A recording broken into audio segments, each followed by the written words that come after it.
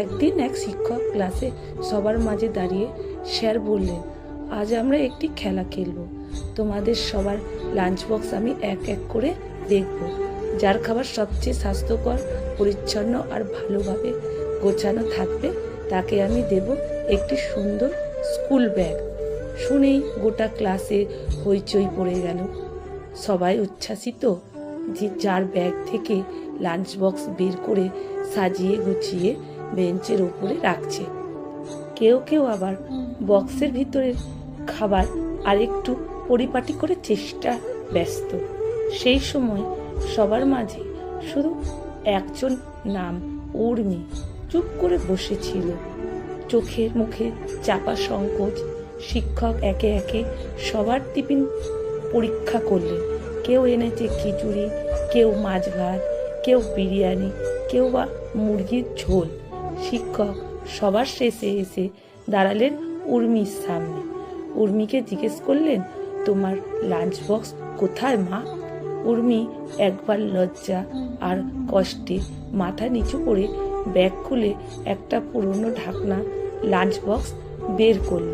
তারপরে শিক্ষক সেটা খুলে দেখলেন ভিতরে কিছুই নেই। তারপর উর্মির চোখে পানি এসে গেল। সে মাথা নিচু করে বলল, স্যার, মা সকালে উঠে বলল ঘরে চাল নেই, বাবা কাজ খুঁজছে কিন্তু পাচ্ছে না। সকালে এক গ্লাস পানি খেয়ে স্কুলে চলে এসেছি। পুরো ক্লাস স্তব্ধ, কারোর মুখে কোনো শব্দ নেই। যাদের লাঞ্চ বক্সে ছিল বাহারি খাবার তাদের চোখেও একটা অপরাধের ছায়া। সেই সময় শিক্ষক ধীরে ধীরে বললেন, আজকের খেলার নিয়মটা কিছুটা বদলে দিলাম। এখন আমি যে ব্যক্তিতে উপহার দেব সেটা পাবে সেই যার লাঞ্চ বক্সে সবচেয়ে বেশি ভালোবাসা, অধ্যাবসায় আছে আর সাহস আছে।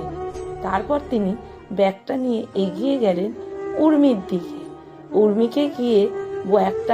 উর্মিকে দিলাম, কারণ ও আমাদের শেখালো কিভাবে খালি পেটে নিয়েও মাথা নিচু করে দাঁড়াতে হয়।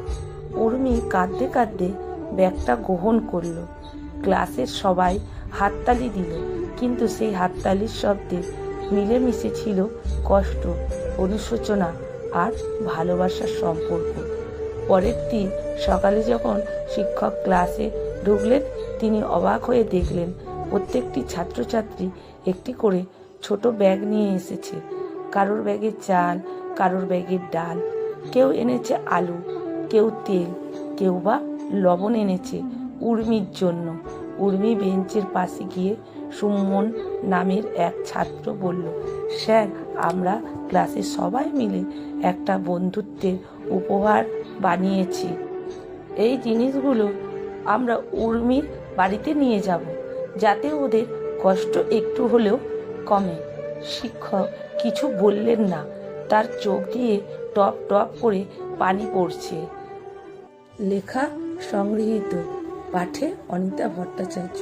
ভিডিওটা যদি ভালো লেগে থাকে বন্ধুরা প্রচুর শেয়ার করুন।